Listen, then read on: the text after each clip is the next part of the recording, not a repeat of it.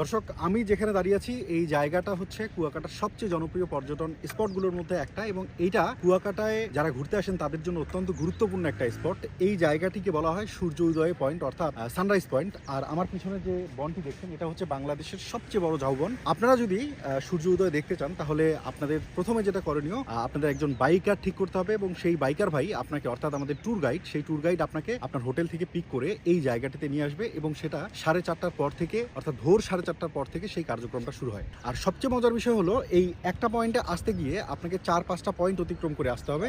এর মধ্যে সবচেয়ে সুন্দর যেটা আমার কাছে লেগেছে সানরাইজ পয়েন্টটা ছাড়াও, সেটা হচ্ছে এদিকে একটা ম্যানগ্রোভ বন রয়েছে।